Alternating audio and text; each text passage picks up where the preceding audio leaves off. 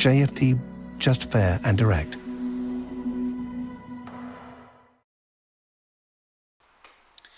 Okay, hello and good morning everyone. Welcome to JFD Traders Espresso with me, Darius Anucauskas. Today is the 22nd of October 2021. So yep, welcome everyone. Welcome to this Friday's morning session where we're going to have a very quick look at the markets, a few of the charts, the usual stuff.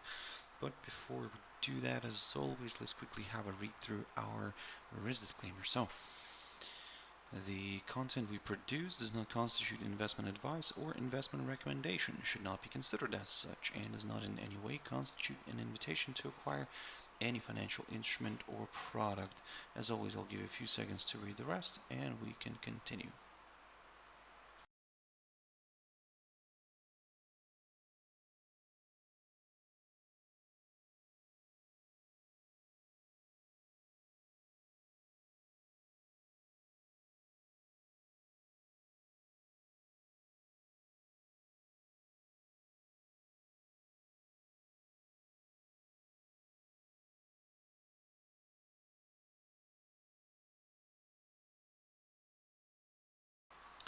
Okay, so now then, also just before we jump into the charts, as always, quick mentioning of our JFD YouTube channel, to which you can always subscribe to in order not to miss any of our upcoming videos, and of course our JFD Bank website and specifically our JFD research page, which we also update on a daily basis. So you have check us out here on jfdbank.com and click on the research tab right there on the top.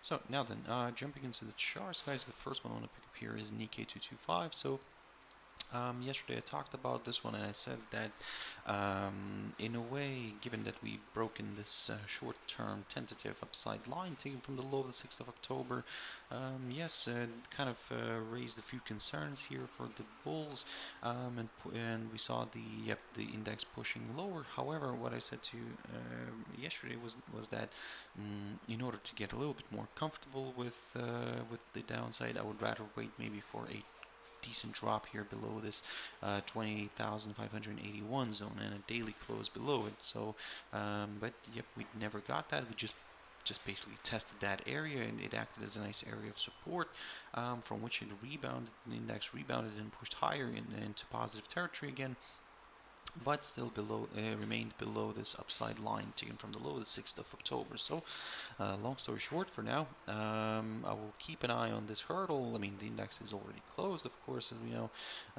but I'll keep an eye on this hurdle here, especially going into next week, because if it breaks below this, then yep, we could consider maybe a bit of a retracement here lower. However, for the upside, guys, I mean, we're still not even where we still could not be done with the upside as well, because basically it's a bit of a tricky situation here. But if we get a break of this downside line and push above this 29,489 level, which is the current highest point of October, now that's where it could become a little bit more interesting for a few more buyers.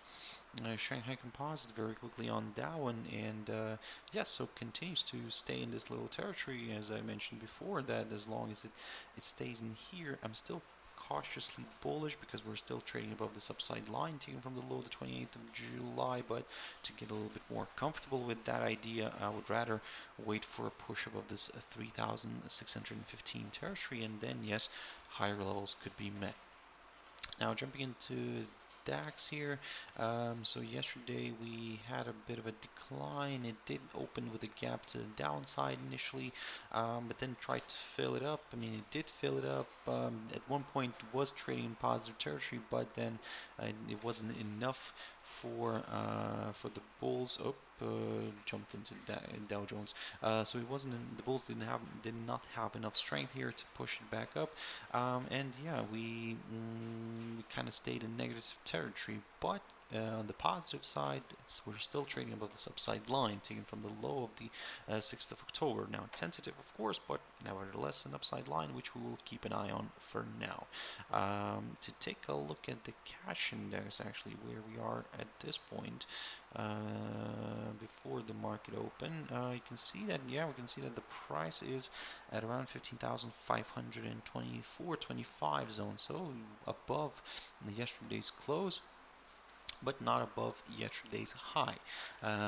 So yep, for now, guys, I mean, we will continue looking at this from the maybe more positive perspective because we're still trading above this upside line. However, as with Shanghai Composite and Nikkei, I would rather wait for a clear breakthrough one of the levels before kind of aiming higher. So then in this case, I have this 15,000. Well, let's round it up here a little bit, 600 level. So the 15,600 is the one to watch for me. If we get a nice pop above it, yep, this will confirm a forthcoming higher high, and potentially more buyers could join in. Dow Jones Industrial Average, now the only one that kind of closed from the top three, closed in the red.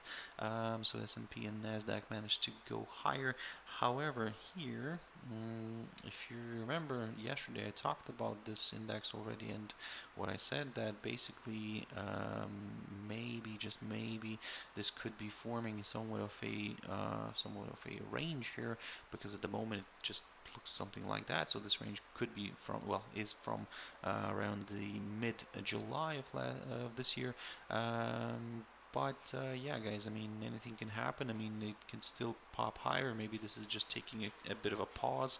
The cash index right now is near this hurdle, so it's near that 35,600 zone. So yep, basically near the yesterday's close. So let's see how today's day is gonna go, because at the moment, like I said, I'll take a bit of a maybe not neutral, but very cautiously bullish approach, because in order to go for some higher levels, yes, a pop above the current all-time high, which is roughly around that 35,670 zone is, so a nice pop above it, would be needed. Until then, we will kind of take a bit of a little, like I said, a cautious approach here. And for the downside, now previously I looked at this little level, but to be honest, I'll keep an eye on yesterday's low near the 35,442, and a nice good drop below it may open the door towards slightly lower areas. Dxy Dollar Index. So, so dollar index is, it's kind of back, well, actually at least trying to move higher here. However, it's getting a hold up by this upside line, which it broke. I mean, it's currently acting something of a resistance line, but and also the index is getting a hold up near this 21-day EMA, so it's sitting slightly below it, as you can see. Now, this chart needs to be adjusted a little bit. Let me just bear with me one moment. So first of all, let's get rid of this upside line, no longer needed.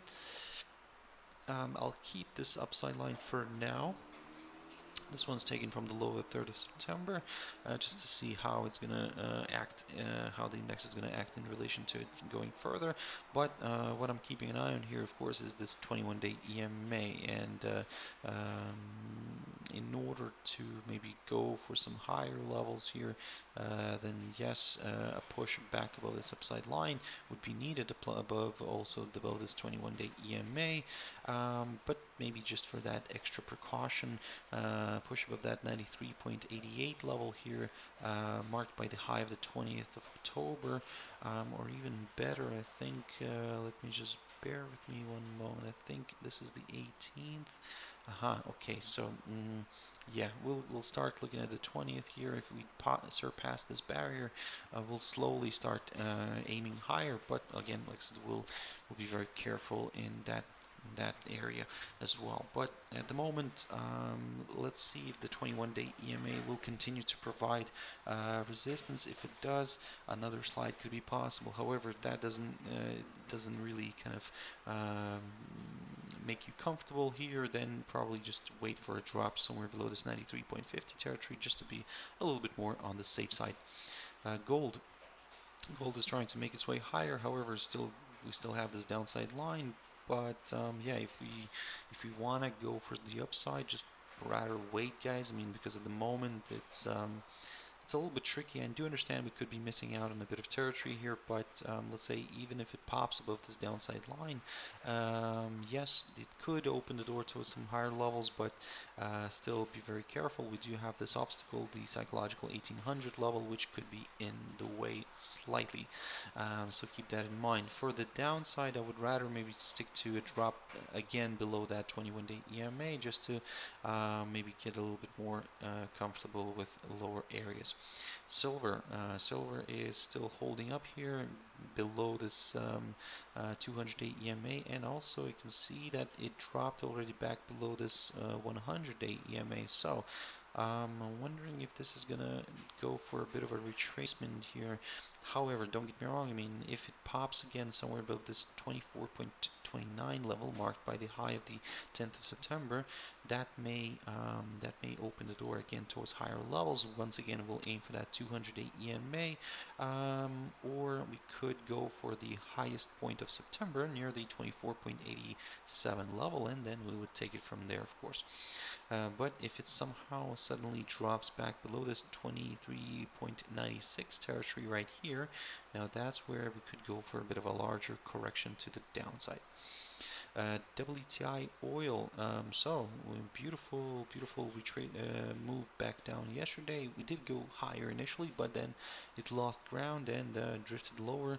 However, this level, again, this 81.83, the one that I marked this week, somehow is still doing its job and providing support. So you can see that today we're getting a nice little hold up there again, but if we fall below it, then of course we'll aim for the current, let's say, lowest point of this week near the 80.81, and if that gets cleared, of course, this could open the door towards a larger correction here to the downside. And now jumping into Bitcoin, guys. Bitcoin did decline nicely yesterday after this week creating a new all-time high. Yesterday it corrected lower, tested this upside line and stayed above it, but is so close. And this is, by the way, this steep upside support line taken from the low of the 30th of September. Now it stayed. It stayed above it. Today we saw this candle already. Today's candle kind of trading slightly below this upside line, but then now you can see it's trying to get back into the game. I would say if you were looking for the upside again, then at least maybe wait for a push above the previous all-time high, which was reached here in April, and that level is around the 64,829 zone. A nice good pop above it, yep, may open the door towards some higher levels again, towards that all-time high, and then so on. If we break that, this could open the door towards even higher levels.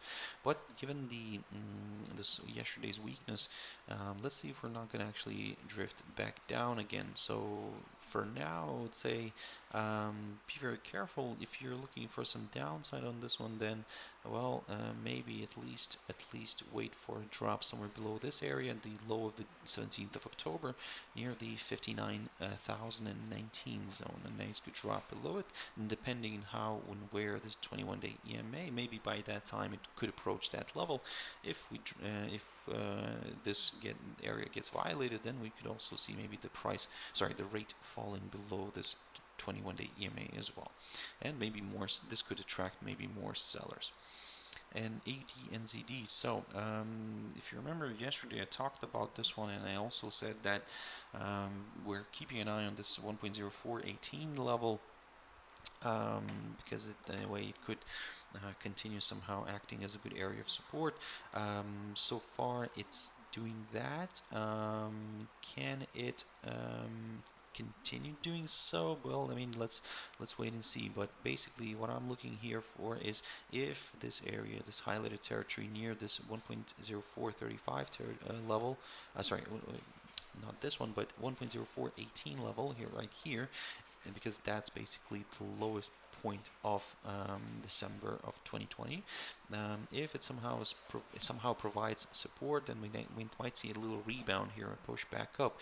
And if you remember yesterday, I mentioned that if we do see something like this and we move higher, then we will keep an eye on this 1.0496 level right here, because because if this one provides resistance, another slide could be possible, because and then we could maybe see something of a head and shoulders pattern. But again, let's not rush into anything. First, let's see how this hurdle, because if it doesn't hold, then yep, of course further declines could be possible. USD CAD very quickly on that one. So of course, as you can see, USD CAD did enjoy the weaker oil yesterday, and you can see that initially it drifted lower. It fell below this 1.2311 zone that I talked about, and it quickly reversed back up here. Of course, oil started falling. If oil somehow continues the slide, the temporary slide lower, then yes, we could see USD CAD moving back up here towards this downside line taken from the high of the 20th of September, and then we'll just have to take it from there. For now, I mean, I'm keeping an eye on this downside line. I'm gonna see how it's gonna perform here, and of course I'm also keeping an eye on this 1.2311 zone, because if suddenly that gets violated again, then this could open the door toward that 1.2253 level. A quick update on USD Jpy. So beautiful, nice little retracement here. So everything seems to be quite okay here for the sellers. However, we did get that retracement. We did get a little hold up near this 103.71 zone. And just to remind you what that level was in the past, that's basically the high of the 13th of December of 2018. So now this level is now somehow doing its job as a support level. Now, will it continue doing so? Well, let's just wait and see. But again, if you're looking for some upside, then at least wait for a move somewhere above this 114.54 level. Actually, this is basically the highest point of October of 2018, if I'm not mistaken. Also, that's the highest point of 2018. Let me just double check this. Yep, that's correct. So that's the highest point of 2018. You can see that this is where the pair stalled this time. If we pop up again above it, then yes, of course, higher levels could be met. Now the very interesting US dollar against the Turkish lira. So yesterday, if you were following the news, of course the Turkish central bank followed the government let's call them suggestions, and yeah, they cut the rate from 18% to 16%. The market wasn't actually not anticipating that, but yeah, 200 basis points. It exploded. You can see the Turkish lira continued to devalue, and yeah, I mean, it managed to reach an all-time high again yesterday, and today it also managed to reach an all-time high, and just slightly, and it reached the 9.5455 level. So yeah, let's continue monitoring this, because if the pair pops above these barriers as well, well, I mean, the sky's the limit for that one. Maybe even the psychological 10 level could be a target here, but again, let's wait and see. For now, it's not very nice here for the sellers, but again, of course, it's very tempting. However, just guys, wait for a little bit on this one, and let's see how it's going to play out eventually, because the wound is still fresh, so be very careful with that one. Gbp Aussie. So I haven't looked at this one for quite a while, but yeah, I just wanted to mention this one. The pair is kind of stuck here in between these two, well, kind of three lines, I would say, but let's call them two for now, because this one medium term upside support line taken from the low of the 7th of January, still trading above it, and you can see it kind of does the job. And yesterday we saw the pair declining here, but perfect hit of this upside line and a perfect rebound from it as well. But at the same time, it's still also holding below this downside line taken from the high of the 20th of September, and yeah, as long as these two lines remain intact, I mean, as long as the rate continues to trade in between these in between these two lines, then yep, we'll remain a little bit on the neutral zone. So in order to go for the next at least short-term directional move, a break of one of these lines is needed. EURUSD. So Euro CHF. I haven't looked at this one for quite a while as well, but after it formed this this head and shoulders pattern, it broke the neckline, drifted lower. Everything as it was according to the books. What I said previously, and you can see by the line, this arrow that has kind of already moved more to the left. Basically, with this arrow, what I said before, that if this area, this here, the 1.0696, somehow provides support, we might see a little rebound. But if this neckline, if this the continuation of this neckline somehow does the job and acts as a resistance, so this 1.0696 was support, and this rebounded nicely, so and tested the continuation of the neckline, and yep, beautiful hold up, just bang on that line, and yep, a nice little reversal back down. This is what I talked about. And then when I said that if we drop below that 1.0696 level, then of course this opens the door towards further declines, and my next target is the 1.0648 level. Now I do understand maybe it's not very far from here where it is right now, but nevertheless we'll take all of the opportunities here. So that's the lowest point of November of 2020, and then yeah, we will take it from there, because if it breaks that level, then of course the next target is the lowest point of July of 2020, and that's near the 1.0606 level. But we'll get to that point if we do drop, if we do first of all test this hurdle and then drop below it. And finally, EURUSD, guys. Let me just zoom in here a little bit. Reversed back down, tested this upside line, and you can see today we're kind of trading below this short-term tentative upside line taken from the low of the 13th of October. I would say, of course, this doesn't really paint a very positive picture, but yeah, for now, I'll keep an eye on this, of course, on this whole situation here. But for the upside, I would rather stick to this 1.1669 level right here, marked by the current highest point of this week.